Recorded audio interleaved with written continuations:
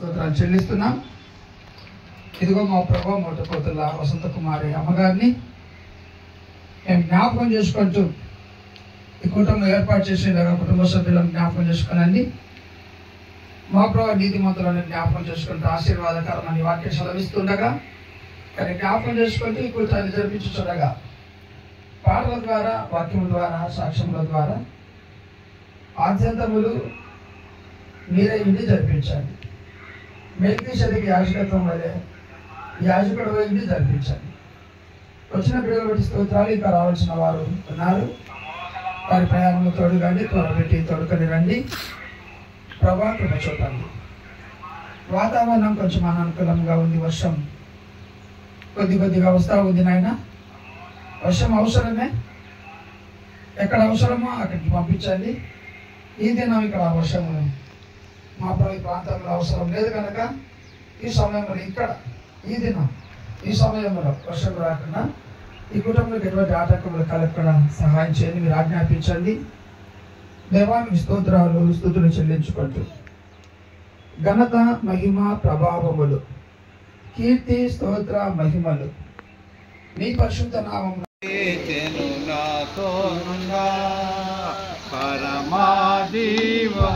నాకు నివా తిరిగి లేచెను నాతోనుండా నిరంతరము నన్ను నడిపించును మరల వచ్చి యేసుకొని పోవును నిరంతరము నన్ను నడిపించును మరల వచ్చి యేసుకొని చేయవలసినటువంటి శ్రద్ధాంజలి ఘటించాలని ప్రభువుకి ఆహ్వానిస్తున్న కుటుంబం ముందు నిలబడి మన మధ్య ఉన్నటువంటి ప్రసాద్ అది ప్రార్థన చేస్తాం.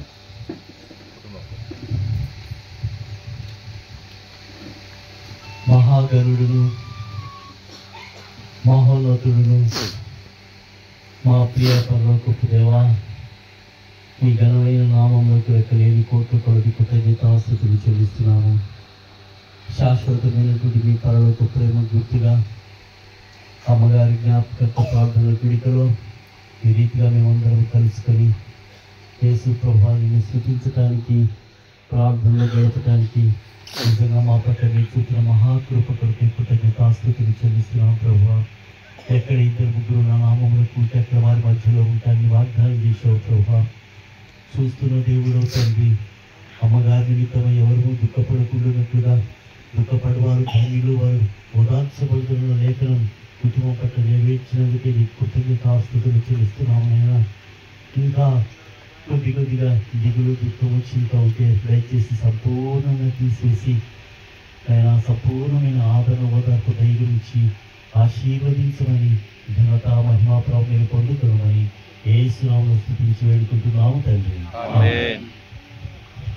ఫోటో ఇప్పుడు మీరు పూలమాల వేసి విడిన పూలతో ఇంకా ఏమైనా ఉంటే శ్రద్ధాంజలి ఘటించండి. ఇంకా బంధువులు ఎవరైనా ఉంటే వారు కూడా చేయవచ్చు. దయచేసి అందరూ ఒక నిమిషం మీరు మౌనంగా జ్ఞాపకం చేసుకుని అట్లా నిలబడి జ్ఞాపకం చేసుకుని ఒక నిమిషము వారు శ్రద్ధాంజలి ఘటిస్తుండగా మనం కూడా మరి ఆ భయంతో భక్తితో మరి శాంతి వసంత కుమార్ని జ్ఞాపకం చేసుకోవాలని ప్రభుత్వంగా మనం చేస్తున్నాం.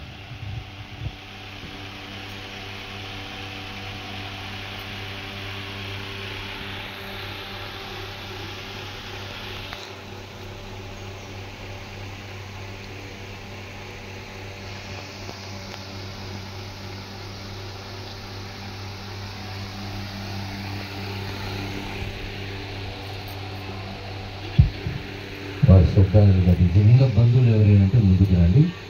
పూలు సూర్యపూలు పెట్టినారు అక్కడ. దయచేసి అందరు కూర్చోనండి. ఆంధ్రప్రదేశ్ కీర్తన పుస్తకం నుండి 488వ కీర్తన వరకును ఘనమైన క్రీస్తు కృప ఘనగోటి విపుడను. ఈ పాట పాడుతుండగా బంధువులు కానీ పూలమాలలు వేసేవాళ్ళు కానీ వచ్చి ముందుకు శ్రద్ధాంజలి ఘటించారు. ఘనమైన క్రీస్తు కృప ఘనగోటి విపుడు గనుడు తన మహిమచే ఆచి పెంచెను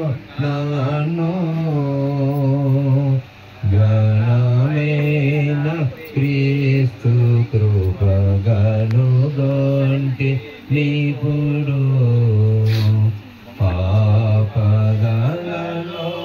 మునిగి కడలు చూడగా నన్ను చేపట్టెదను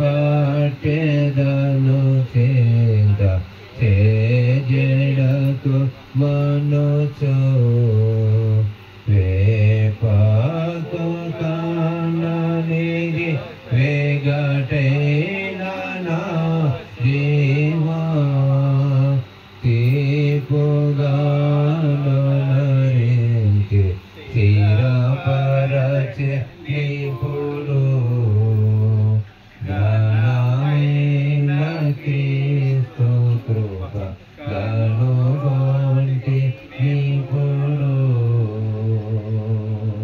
ఘనమైన పదవ కడలిలో పడియున్నా గనుడు నాసి మనసు నోచుకొని పని నీకే నీకే సాధ్యము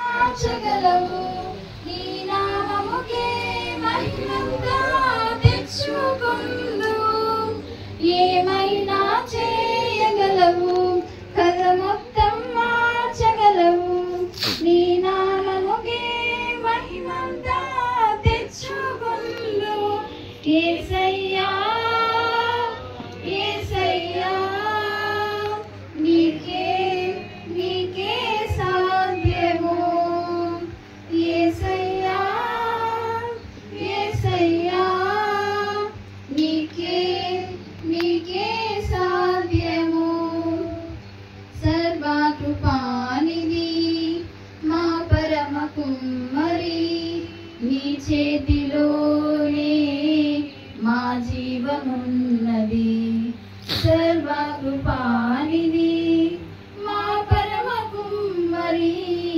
నీ చేతిలోనే మా జీవమున్నది మా దేవాని ఆలోచనలన్నీ ఎంతో గొప్పవి మా ఊహకు మించిన కార్యములెన్నో జరిగించుచున్నవి మా దేవాని ఆలోచనలన్నీ ఎంతో గొప్పవి మా ఊహకు మించిన కార్యములెన్నో జరిగించుచున్నవి ఏమైనా చేయగలవు కథ మొత్తం మార్చగలవు నీ నామముకే మహిమంతా తెచ్చుకొను ఏమైనా చేయగలవు కథ మొత్తం మార్చగలవు నీ నాకు ప్రసాద్ తెలుసు ఇంకెవరన్నా పేర్లు ఇవ్వండి నేను ఒక పాట పాడుతాను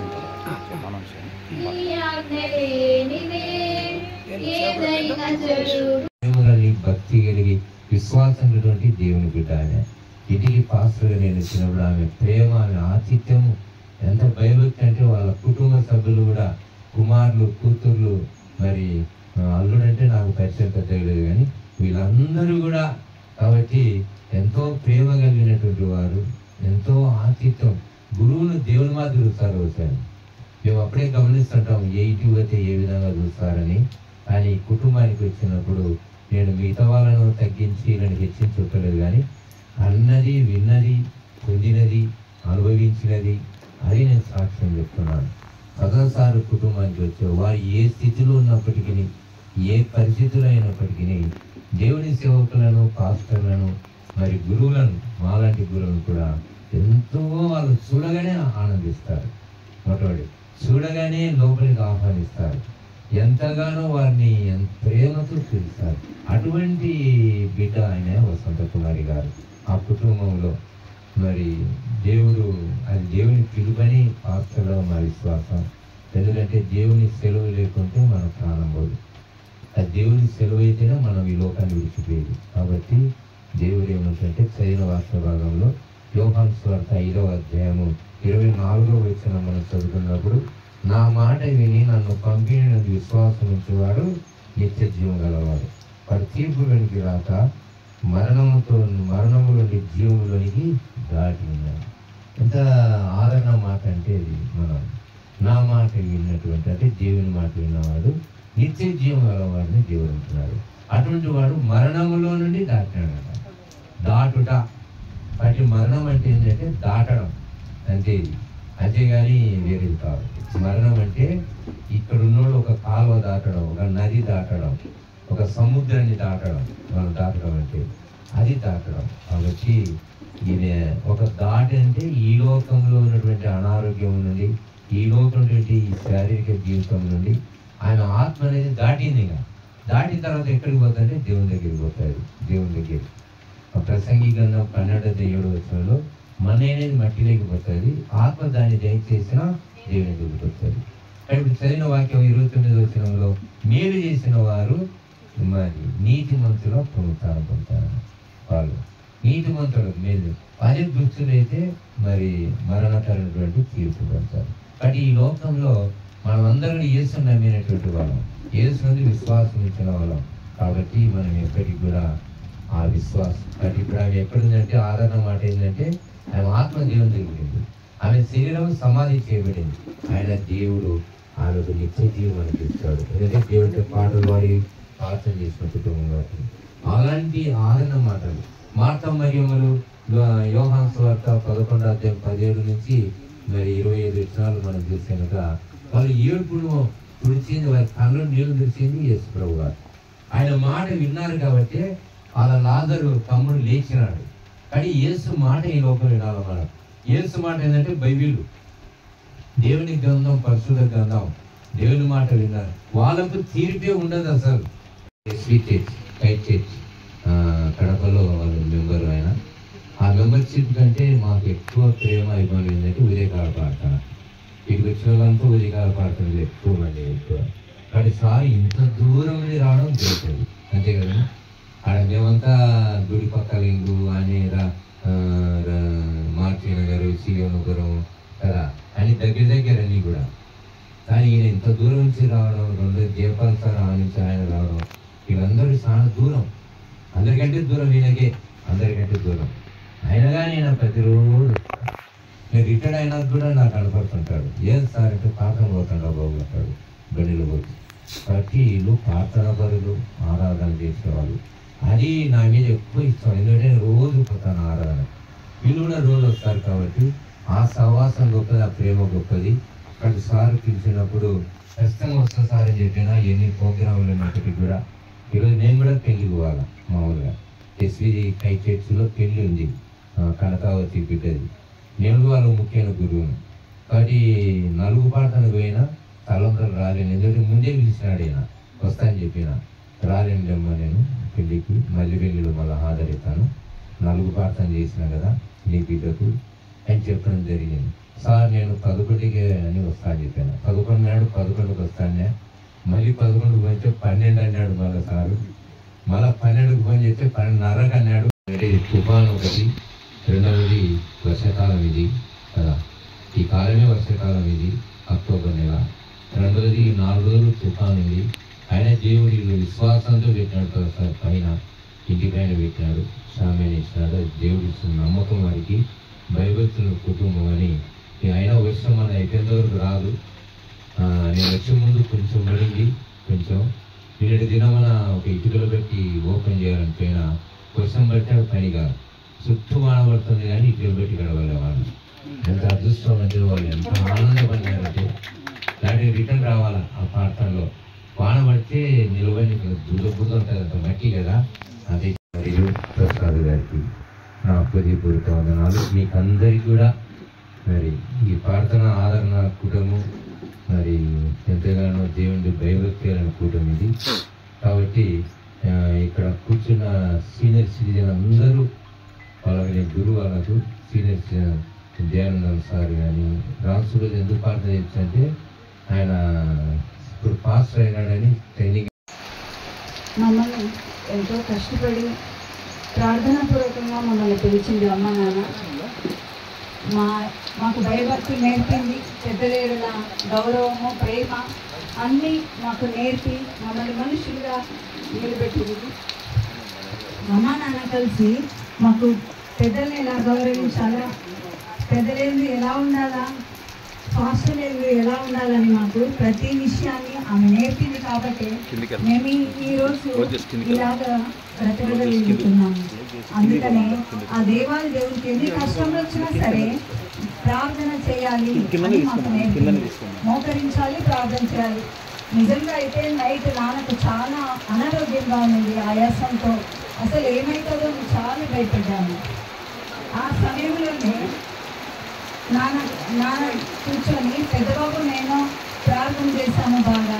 దేవుడు మా మొర ఆలకించి ఆయనను మరలా ఆరోగ్యకరంగా మా మధ్య నిలిచాడు. అందుని బట్టి ఆ దేవునికి వందనలు చెల్లించుకుంటున్నాను.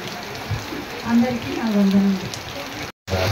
అది నా మరలా మా అభివృద్ధి నేర్పించిన ప్రకారం మా ప్రోత్సహించాం మమ్మల్ని స్వర్గానికి చేతానికి తప్పించినది కాక రాజ్యం కీర్తి మహిమ నిరంతరమైనవి.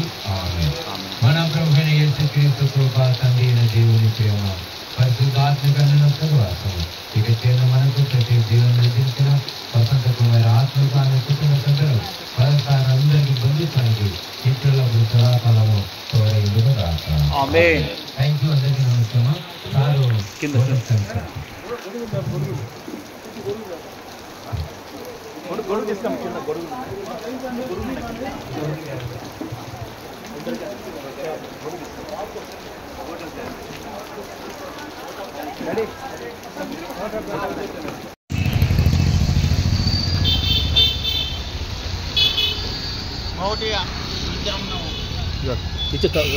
కర్రీస్ ఇది అలా కర్రీ వచ్చేసి కర్రీస్ అన్నం చాలా కర్రీ చేయి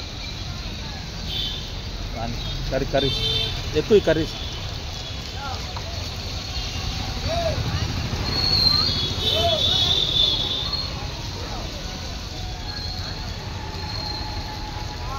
తినాలా ఆయనకి ఇచ్చేపు. అన్నం తినండి అన్నం తినాలి. ఇంకొక అన్నం ఇవ్వాలన్నా సరిపోతాయా అనుకోండి.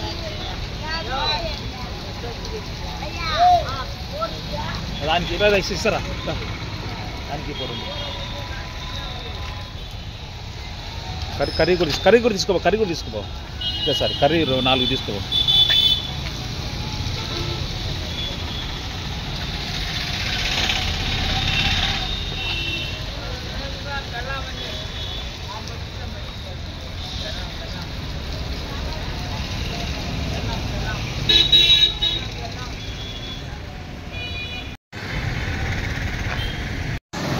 వైపు చూడు.